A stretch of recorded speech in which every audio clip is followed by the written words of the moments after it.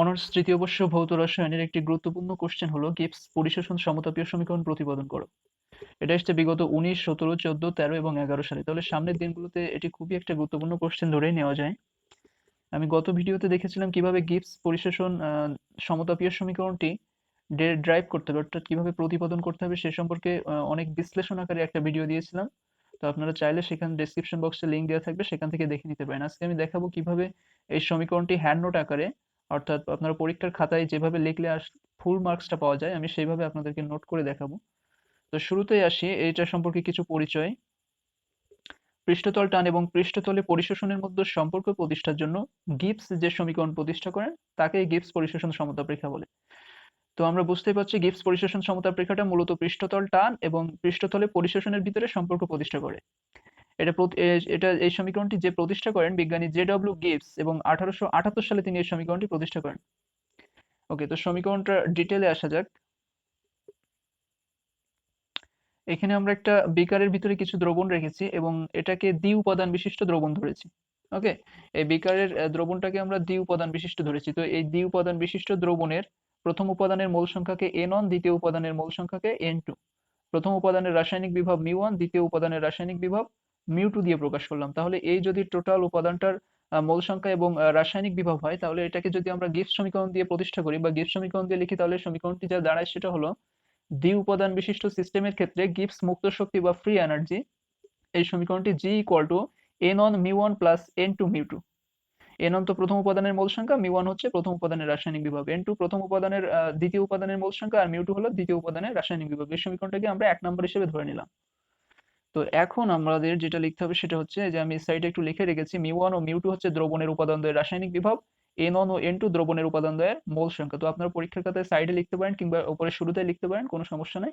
এখন আমাদেরকে যেটা জানতে হবে যে এই যে দ্রবণ ছিল এখানে, এর উপরে যেটা ছিল, এই উপরেরটা হচ্ছে পৃষ্ঠতল টান। এই পৃষ্ঠতল টানটাকে আমরা গামা দিয়ে প্রকাশ করলাম, এবং এই সাইডের যে এরিয়া এগুলোকে বলা হয় পৃষ্ঠতল ক্ষেত্রফল, এবং পৃষ্ঠতল ক্ষেত্রফলকে এস দিয়ে প্রকাশ করলাম। তাহলে পৃষ্ঠতল মুক্ত শক্তিটা কি দাঁড়ায়? পৃষ্ঠতল টান গুণ পৃষ্ঠতল ক্ষেত্রফল, গামা এস। ওকে, এটাকে লিখলেও হয়, না লিখলেও হয়, সমস্যা নেই। তো ফুল মার্কসের জন্য এগুলো লিখলে আর কি বেটার হয়।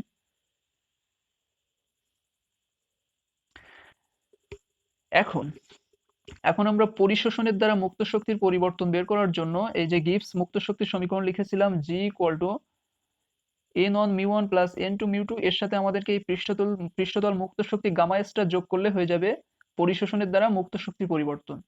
এর সাথে শুধুমাত্র এই গামা এসটা যোগ করতে হবে। তাহলে দেখি, পরিশোষণের দ্বারা মুক্ত শক্তির পরিবর্তন G equal to n1 μ1 plus n2 μ2 plus gamma S. Gamma এসটাকে তার সাথে যোগ করে নিলাম গিবস মুক্ত শক্তির সমীকরণের সাথে। তাহলে এটাকে এখন 2 নম্বর দিয়ে প্রকাশ করব। এখন আমাদের এই সমীকরণটাকে ডিফারেন্সিয়েশন করতে হবে। এটাকে কি করব? ডিফারেন্সিয়েশন বা ব্যবকলন করব। তার জন্য জি কে ডিজি হিসেবে লিখলাম, n1 μ1 কে ডিফারেন্সিয়েশন করতে হবে বলে ডি n1 μ1 হিসেবে লিখে নিলাম, n2 μ2 কে আলাদা করে D n2 μ2, gamma S K আলাদা করে ডি গামা এস, অর্থাৎ আলাদা করে এদেরকে ডি লিখে নিলাম ব্যবকলন করার জন্য। তো এবার আমরা ব্যবকলন করব লাইনে। অতএব D G equal to n1 d μ1 plus μ1 d n1। দেখেন এই যে d n1 μ1, এটাকে আমরা কিভাবে ডিফারেন্সিয়েশন করবো আমি সাইডে লিখে রেখেছি। সেটা হলো যে এ বি কে ডিফারেন্সিয়েশন করলে হয় এ ডিবি প্লাস বি ডিএ, অর্থাৎ এ কে একবার রেখে, এ কে এইভাবে রেখে একবার বি কে ডিফারেন্সিয়েশন করতে হবে, আর একবার বি কে রেখে এ কে ডিফারেন্সিয়েশন করতে হবে। তো এ কে রেখে যখন যখন আমরা বি কে ডিফারেন্সিয়েশন করবো তখন কি হবে? এ ডিবি। আর যখন বি কে রেখে এ কে ডিফারেন্সিয়েশন করবো তখন বি ডিএ। তো একইভাবে এই সমীকরণটা আমরা এখানে প্রয়োগ করেছি ডিফারেন্সিয়েশনের এই সূত্রটা। n1 কে আমরা a ধরে নিলাম, μ1 কে b ধরে নিলাম। তাহলে একবার n1 কে রেখে μ1 কে করতে হবে, আর একবার μ1 কে রেখে n1 কে করতে হবে। তাহলে n1 কে যখন আমরা রাখবো n1, আর μ1 কে করলে d μ1, n1 d μ1 প্লাস, এবার আমরা μ1 কে রেখে n1 কে করলাম d n1 প্লাস। এখন এখানে কি করতে হবে? একই সিস্টেম, n2 কে রেখে একবার μ2 কে করেছি, আর একবার μ2 কে রেখে n2 কে করেছি। এখানে গামাকে রেখে একবার এস কে করেছি ডিএস, আর একবার এস কে রেখে গামাকে করেছি ডি গামা। এই সমীকরণটাকে আমরা 3 নম্বর সমীকরণ হিসেবে ধরে নিলাম। ওকে, তো নেক্সট আমাদেরকে যেটা দরকার সেটা হলো এখান থেকে এই যে ডিজি এর মানটাকে আমাদের জানতে হবে। এই যে সাইডে যে ডিজি আছে, এই ডিজি এর মানটাকে আমরা একটু বের করে নেব। সেজন্য আমাদেরকে মুক্ত শক্তি জি এর অপেক্ষকে সাহায্য নিতে হবে। তাহলে আমরা জানি যে মুক্ত শক্তি জি হলো 5টি স্বাধীন অপেক্ষকের উপর নির্ভরশীল। এই 5টা স্বাধীন অপেক্ষক কি? তাপমাত্রা, প্রেসার বা চাপ, উপাদানদের মোল সংখ্যা n1 n2, পৃষ্ঠতল ক্ষেত্রফল s। কেন এই জি 5টা স্বাধীন অপেক্ষকের উপর নির্ভরশীল? কারণ এই 5টা অপেক্ষকের কোনোটির মান যদি চেঞ্জ করা হয়, এই 5টি চলকের যে কোনোটি চেঞ্জ করলে কিন্তু মুক্ত শক্তি জি চেঞ্জ হয়ে যায়, সেজন্য বলা হচ্ছে জি এই 5টি অপেক্ষকের উপরে নির্ভরশীল। তো জি ইকুয়াল টু তাহলে আমরা লিখতে পারি function of T P N one N two S. Okay, তো এখন আমাদেরকে যেটা করতে হবে সেটা হলো জি এর মানগুলোকে আমরা ডিফারেন্সিয়েশন করব। জি এর যে 5টা অপেক্ষক, সেই 5টা অপেক্ষককে আমরা সিঙ্গেল সিঙ্গেল ভাবে ডিফারেন্সিয়েশন করব। কিভাবে? দেখেন, জি কে ডিফারেন্সিয়েশন করলে ডিজি। এখন এই ফাংশনটাকে আমরা 5টা অপেক্ষকের দ্বারা, ওকে, 5টা অপেক্ষকের দ্বারা ফাংশনটাকে আমরা ডিফারেন্সিয়েশন করব, বা 5টা অপেক্ষকের সাপেক্ষে। যেমন প্রথমে আমরা টি এর সাপেক্ষে একবার জি কে ডিফারেন্সিয়েশন করব, তাহলে কি হবে ডিজি বাই ডিটি। আর একবার প্রেসার পি এর সাপেক্ষে জি কে ডিফারেন্সিয়েশন করলে কি হবে ডিজি বাই ডিপি। তো এখন কথা হচ্ছে যে যখন আমরা টি এর সাপেক্ষে জি কে ডিফারেন্সিয়েশন করব, তখন বাকি যে 4টা অপেক্ষক আছে তারা কনস্ট্যান্ট হিসেবে নিচের পাওয়ার হিসেবে বসে যাবে। ওকে, তো যখন আমরা টি এর সাপেক্ষে জি কে ডিফারেন্সিয়েশন করব, তখন ডিজি বাই ডিটি, এবং টি এর সাপেক্ষে যেহেতু করছি তাহলে টি একমাত্র ডিফারেন্সিয়েশন হবে এবং বাকিগুলো কনস্ট্যান্ট হিসেবে নিচে বসবে। তাহলে টি এর ডিফারেন্সিয়েশন ডিটি আর বাকি 4টা কনস্ট্যান্ট হিসেবে বসবে। তারপর যখন পি এর সাপেক্ষে জি কে ডিফারেন্সিয়েশন করব, তখন ডিজি বাই ডিপি, যার সাপেক্ষে করব সে নিচে আর যাকে করবো সে উপরে। তাহলে ডিজি বাই ডিপি কার সাপেক্ষে করছি? পি এর সাপেক্ষে, তাহলে পি এর সাপেক্ষে যখন করবো পি এর ডিফারেন্সিয়েশন করলে ডিপি, এবং বাকি 4টা T N one N two S constant হিসেবে বসবে। প্লাস এখন আমরা এন ওয়ান এর সাপেক্ষে করবো, তাহলে এন ওয়ান নিচে এবং জি উপরে, এবং এন ওয়ান কে করলে হয় ডি এন ওয়ান, বাকি 4টা কনস্ট্যান্ট হিসেবে বসবে। তারপর আমরা এন টু এর সাপেক্ষে করবো, এন টু এর সাপেক্ষে করলে এন টু কে করলে হয় ডি এন টু, বাকি 4টা কনস্ট্যান্ট হিসেবে বসবে। এবং সর্বশেষ আমরা এস এর সাপেক্ষে করবো, তাহলে বাকি 4টা কনস্ট্যান্ট এবং এস হয়ে যাবে ডিএস। আশা করি এই জিনিসটা খুবই ইজিলি বোঝা যাবে। এরপর আমাদের যেটা লিখতে হবে, আমরা এই যে 5টা অপেক্ষকের সাপেক্ষে ডিফারেন্সিয়েশন করলাম, এগুলোর মান আমরা তাপগতিবিদ্যার সূত্র থেকে অলরেডি জেনে এসেছি। এটা সেকেন্ড ইয়ার, সম্ভবত সেকেন্ড ইয়ারে এটা আছে। সেটা হলো তাপগতিবিদ্যা থেকে আমরা জানি তাপমাত্রার সাপেক্ষে মুক্ত শক্তি পরিবর্তনের হার, তাপমাত্রাকে টি, মুক্ত শক্তি জি, তাহলে যেহেতু পরিবর্তনের হার ডিজি বাই ডিটি, তাপমাত্রার সাপেক্ষে মুক্ত শক্তি পরিবর্তনের হার DG by D T equal to minus S. এটা আমরা পড়ে এসেছি। চাপের সাপেক্ষে মুক্ত শক্তি পরিবর্তনের হার DG by D P equal to V, ছোট হাতের ভি। এবং মৌল সংখ্যার সাপেক্ষে মুক্ত শক্তি পরিবর্তনের হার DG by d n one equal to mu one, এবং যে দ্বিতীয় উপাদান ছিল সেটা d g by DNA two equal to mu two. এবং পৃষ্ঠতল ক্ষেত্রফলের সাপেক্ষে মুক্ত শক্তি পরিবর্তনের হার DG by d s equal to gamma. এই 5টা উপাদানকে আমরা এখন এই সমীকরণে বসাবো এই মানগুলোর জায়গায়।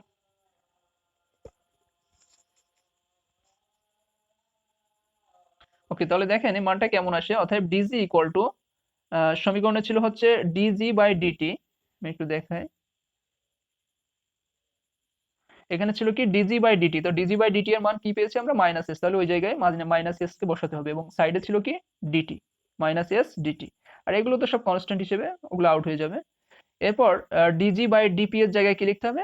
ভি, ভি, এবং এই ডিপি কে ভি এর সাথে ভি ডিপি হিসেবে লিখতে হবে। ডিজি বাই ডিএন ওয়ান এর জায়গায় কি লিখতে হবে? মিউ ওয়ান, মিউ ওয়ান, এবং সাইডে ছিল কি DN one, DN one. DG by DNA two এর জায়গায় লিখতে হবে মিউ টু, মিউ টু, সাইডে ছিল কি ডিএন টু, ডিএন টু।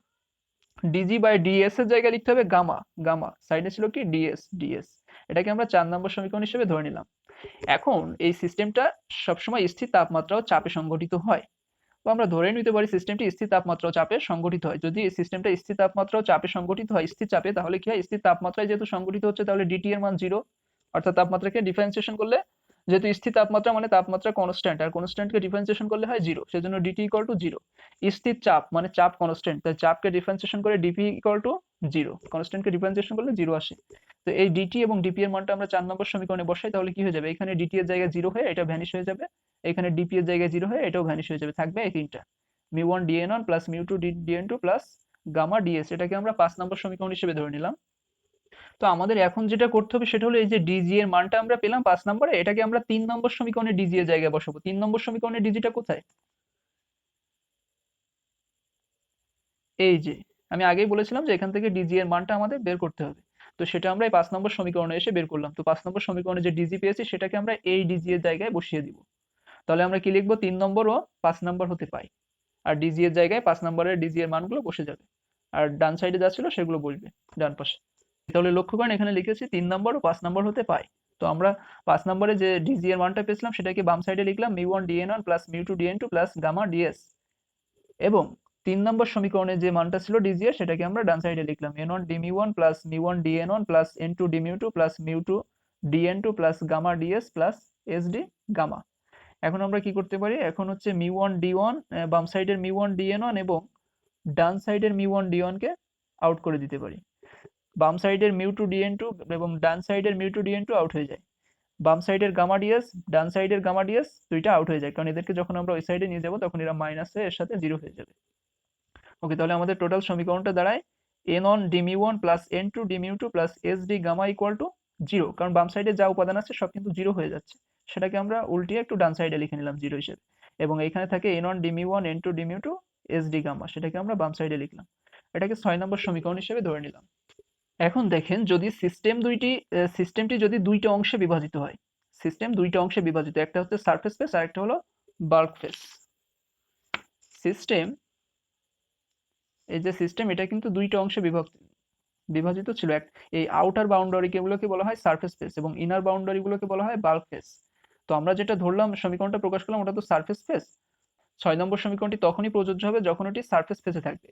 তো আমরা এখন এই অংশটুকু লেখার প্রয়োজন নেই, এখান থেকে আপনারা লিখবেন এই অংশ থেকে যে দ্রবণের উপাদানদ্বয়ের মোল সংখ্যা যদি n1 not O n2 not হয়, তবে গিবস ডিউহেম সমীকরণ থেকে আমরা পাই n1 not dμ1 plus n2 not dμ2 equal to 0। তো আমরা দ্বি উপাদান বিশিষ্ট একটা মিশ্রণের ক্ষেত্রে গিবস ডিউহেম সমীকরণ কি পাই, যে n1 not dμ1 plus n2 not dμ2 equal to 0। তো n1 নট যেহেতু মোল সংখ্যাকে আমরা প্রকাশ করে নিয়েছি, n1 ছিল তো ওটাকে আমরা n1 নট, এবং n2 নট n2 ছিল তো ওটাকে আমরা n2 নট হিসেবে লিখে নিলাম, কারণ এটা আমরা বাল্ক ফেজের ক্ষেত্রে হিসাব করছি। তো এখন n1 নট dμ1 কে সাইডে রেখে n2 নট dμ2 কে ডান সাইডে পাঠালাম, তাহলে ওটা ডান সাইডে গিয়ে মাইনাস হয়ে গেল। এবং এখান থেকে আমাদের প্রয়োজন কি, এখান থেকে আমাদের প্রয়োজন হচ্ছে dμ1 এর মানটা বের করা। তাহলে dμ1 ইকুয়াল টু n1 এই সাইডে গিয়ে তো কি হয়ে যাবে, ভাগ হয়ে যাবে n2 নটের সাথে, তাহলে n2 not by n1 not, এবং আগে ছিল মাইনাস dμ2। এটাকে আমরা 7 নম্বর সমীকরণ হিসেবে প্রকাশ করলাম। এখন এই যে dμ1 এর মানটা আমরা কেন বের করলাম, dμ1 এর মানটা আমরা বের করলাম এই কারণে যে 6 নম্বর সমীকরণে এই যে dμ1 ছিল, এর জায়গাটাতে আমরা dμ1 এর মানকে বসাবো। তাহলে আমরা কি লিখবো এখন, 6 নম্বর সমীকরণে 7 নম্বর সমীকরণের মান বসাই, কিংবা 6 নম্বর সমীকরণে dμ1 এর মান বসাই, কিংবা লিখতে পারি 6 নম্বর সমীকরণ হতে পাই। ওকে, তো দেখেন আমি এখানে লিখেছি যে 6 নম্বর সমীকরণ হতে কি পাই আমরা, n1 dμ1 এর জায়গায় লিখলাম যে minus n2 not by n1 not dμ2 plus n2 dμ2, ওটা 6 নম্বর সমীকরণে ছিল, plus sd gamma equal to 0। এগুলো কিন্তু সব 6 নম্বর সমীকরণেরই অংশ। বা এখন আমরা কি করতে পারি, সেটা হচ্ছে এখান থেকে যে dμ2 আছে এবং এইখানেও dμ2 আছে, তো দুইটা dμ2 থেকে আমরা একটা dμ2 কমন নিতে পারি, dμ2। তো একটা dμ2 কমন নিলে কি থাকে, এখানে থাকে n2, সেটাকে আমরা আগে লিখলাম, এবং এখানে থাকে minus n1 n2 not by n1 not. এই যে মাইনাস আছে এটা আগে চলে আসবে, minus n1 n2 not by n1 not, minus n1 n2 not by n1 not. তো কমন হিসেবে নিয়েছিলাম কি dμ2, ওটাকে কমন হিসেবে লিখলাম, plus sd gamma equal to 0। এখন আমরা কি করতে পারি, প্লাস sd গামাকে ডান সাইডে পাঠিয়ে দিতে পারি, সেটা ডান সাইডে গিয়ে মাইনাস sd গামা হয়ে যায়। এরপর এই যে dμ2 আছে, এই dμ2 মাইনাস sd গামার সাথে কি হয়ে যাবে, এই সাইডে এসে ভাগ হয়ে যাবে। তো এই সাইডে এসে যেহেতু ভাগ হয়ে যেত dμ2 মাইনাস sd গামার সাথে, সেটাকে আমরা বাম সাইডে লিখে নিলাম, এবং এই অংশটা এই পাশে থাকলো, এটাকে আমরা ডান সাইডে লিখলাম। ওকে, তো এরপর যেটা সেটা হলো এই যে s আছে, s কে আমরা কি করব, ডান সাইডে পাঠাবো, কারণ আমাদের এখান থেকে d গামা বাই dμ2 টাই লাগবে। সেজন্য s কে আমরা যদি ডান পাশে পাঠাই, তাহলে কি হয়ে যাবে, এই অংশের সাথে s ভাগ হয়ে যাবে, এবং এই সমীকরণকে আমরা 8 নম্বর সমীকরণ দিয়ে প্রকাশ করলাম। তো এখন আমাদের যেটা জানতে হবে সেটা হলো n2 বিয়োগ n1 n2 not by n1 not, এই অংশটুকু হচ্ছে পৃষ্ঠতলে দ্রবণের অতিরিক্ত ঘনমাত্রা। আর এর সাথে যে s ভাগ আকারে ছিল 7 নম্বর সমীকরণে, 8 নম্বর সমীকরণে, এই অংশটুকু, টোটাল অংশটুকু হচ্ছে প্রতি একক ক্ষেত্রফলে পৃষ্ঠতলে দ্রবণের অতিরিক্ত ঘনমাত্রা, যাকে আমরা বিটা বি বা গামা বি বা গামা টু বা s2 হিসেবে লিখতে পারি। তো আমরা এখানে ওটাকে s2 দিয়ে প্রকাশ করব। তাহলে লিখি যে এই অংশটুকুর জায়গায় কি লিখবো, এই অংশটুকুর জায়গায় লিখবো আমরা s2 equal to minus d gamma by dμ2। Clear? এটাকে আমরা s2 হিসেবে লিখে নিলাম। তো s2 ইকুয়াল টু এত। এখন আমরা জানি যে দ্রবণের রাসায়নিক বিভবের ক্ষেত্রে μ2 equal to μ2 naught plus RT ln A2। এটা হলো দ্রবণের রাসায়নিক বিভবের সূত্র 2 নম্বর উপাদানের ক্ষেত্রে। হ্যাঁ, এটা যেহেতু আমরা কি করছি, s2 কি 2 নম্বর উপাদান না, এই জন্য এখানে μ2 2 নম্বর উপাদান, সেজন্য আমরা রাসায়নিক বিভবটাকে 2 নম্বর উপাদান হিসেবে প্রকাশ করছি। তার জন্য 2 নম্বর উপাদানের ক্ষেত্রে কি হবে, μ2 equal to μ2 naught plus RT ln A2। A2 কি, A2 হচ্ছে দ্রবণের অ্যাক্টিভিটি, আর হলো মোলার গ্যাস ধ্রুবক, এবং টি হলো কেলভিন স্কেলের তাপমাত্রা, আর মিউ তো রাসায়নিক বিভব। আর μ2 নট এটা হলো প্রমাণ রাসায়নিক বিভব। হ্যাঁ, মিউ নট হচ্ছে প্রমাণ রাসায়নিক বিভব। তাহলে এখান থেকে যদি আমরা ডিফারেন্সিয়েশন করি, তাহলে কি পাই, μ2 কে করলে dμ2, আর μ2 নট তো কনস্ট্যান্ট, ওকে করলে হয়ে যায় 0, আরটি লন এ টু কে আমরা ডি লন এ টু হিসেবে লিখে নিলাম, অর্থাৎ ডি লন এ টু হিসেবে এই জন্য লিখলাম যে পরবর্তী লাইনে আমরা loan a two K differentiation করবো, সেজন্য ডি লন এ টু হিসেবে লিখে নিলাম। তো এইটাকে আমরা এখন ডিফারেন্সিয়েশন করি। দেখেন loan a two K differentiation কিভাবে করতে হবে। আমরা জানি যে লন এক্স কে ডিফারেন্সিয়েশন করলে হয় 1/x। ওকে, লন এক্স কে ডিফারেন্সিয়েশন করলে হয় 1/x। তাহলে loan a two K differentiation করলে কি হবে, ও সরি, লন এক্স কে ডিফারেন্সিয়েশন করলে 1/x, এই এক্স কে আরো একবার ডিফারেন্সিয়েশন করলে হয় dx। তাহলে loan a two K differentiation করলে হবে 1/a2, এবং এই a2 কে আরো একবার ডিফারেন্সিয়েশন করলে হবে dA2। তাহলে আমরা এটাকে কিভাবে লিখতে পারি, dA2/a2। Okay, loan a two K differentiation করলে কি হয়, dA2/a2। তো আমি এখানে বিস্তারিত লিখে রেখেছি অনেকটা। তার আগে ডিফারেন্সিয়েশনটা করার আগে আমি একটু বিস্তারিত করে নিয়েছি। সেটা হলো যে এই যে ডি মিউ2 এর মান আমরা পেলাম, এটাকে 10 নম্বর সমীকরণ হিসেবে ধরে নিলাম, এবং এই 10 নম্বর সমীকরণ থেকে ডি মিউ2 এর মানটাকে আমরা 9 নম্বর সমীকরণে ডি মিউ2 এর জায়গায় বসাবো আগে। পরবর্তীতে আমি ডিফারেন্সিয়েশন করেছি, তো 9 নম্বরের জায়গায় আমি এই মানটাকে বসালাম 10 নম্বর হতে ডি মিউ2 কে। তো S2 equal to minus d gamma d mu two এর জায়গায় বসবে কি RT d ln A2, zero তো আউট হয়ে যায়, তাহলে d mu two equal to RT d ln A2। এরপর এই মাইনাস মাইনাস, এখন আমরা আরটি কে যদি একটু আলাদাভাবে 1/RT হিসেবে লিখি, এবং এটাকে d gamma by d ln a two কে আলাদা হিসেবে লিখলাম। পরবর্তী লাইনে কি হয়, S2 ইকুয়াল টু, এখন আমরা এই যে ডি লন এ টু এটাকে আমরা ডিফারেন্সিয়েশন করেছি, ডিফারেন্সিয়েশন করে কি পেয়েছি, dA2/A2, সেটা আমি আগেই দেখিয়েছি। তো dA2/A2 এটা এখন এই লন এ টু যদি কোনোভাবে উপরে যায়, লন এ টু যদি কোনোভাবে উপরে যায়, তাহলে কি হয়, এই মানটা চেঞ্জ হয়ে যায়, এ টু উপরে চলে যায় এবং dA2 নিচে আসে। সেজন্য এ টু কে উপরে রেখেছি আর dA2 কে নিচে রেখেছি, কারণ এই লন এ টু কে কিন্তু আমরা উপরে হিসেবে লিখেছি ডি লন এ টু কে। সেজন্য এ টু গেছে উপরে আর dA2 এসছে নিচে। আর এখানে নিচে কি ছিল, RT, উপরে ছিল ডি গামা, সেভাবেই থাকবে। এখন আমরা ধরে নেই, ধরবো না আসলে এই দ্রবণটা ছিল অত্যাধিক ডিলিউট বা লঘু বা পাতলা দ্রবণ। তো ডিলিউট বা লঘু বা পাতলা দ্রবণের ক্ষেত্রে আমরা সক্রিয়তাকে ঘনমাত্রা হিসেবে লিখতে পারি। সেজন্য আমরা সক্রিয়তা বা অ্যাক্টিভিটি এ টু এর জায়গায় কি লিখতে পারি, কনসেন্ট্রেশন বা ঘনমাত্রা C2। তাহলে আমরা এ টু এর জায়গায় C2 বসাই, S2 equal to minus A two এর জায়গায় minus C2/RT D gamma by D A two এর জায়গায় dC2। এবং S2 যদি এই হয়, তাহলে S1 কি হবে, S1 হবে C1, আর C2 এর জায়গাটা হবে C1। তাহলে S1 equal to minus C1/RT minus, sorry minus না, ডি গামা বাই dC2 এর জায়গায় ডি গামা বাই dC1, এটা কিন্তু 1। ওকে, তাহলে S2 এবং S1 এর মান তো আমরা পেয়েছি, তাহলে এখান থেকে আমরা S হিসেবে কি পেতে পারি, এই 1 গুলোকে উঠাই দেবো, কারণ যেহেতু ডিরেক্ট S লিখবো, তাহলে minus C/RT D gamma by dC। এইটাকেই বলা হয় গিবস পরিশোষণ সমতাপ রেখার সমীকরণ। এই সমীকরণ থেকে আমরা যে জিনিসটা বুঝতে পারি সেটা হলো, যদি এই ডি গামা বা DC নেগেটিভ হয়, এই ডি গামা বা DC কি, ডি গামা বাই DC হচ্ছে ঘনমাত্রার পৃষ্ঠতল টানের ঘনমাত্রার পরিবর্তন। পৃষ্ঠতল টানের ঘনমাত্রা পরিবর্তন ডি গামা বাই DC যদি নেগেটিভ হয়, তাহলে এখানে আমাদের S কি, পরিশোষণ, এই পরিশোষণটা হবে ধনাত্মক। এই D gamma by DC negative হলে S হবে ধনাত্মক, আর ডি গামা বাই DC যদি পজিটিভ হয়, তাহলে S হবে ঋণাত্মক। S কি, S হলো পরিশোষণ।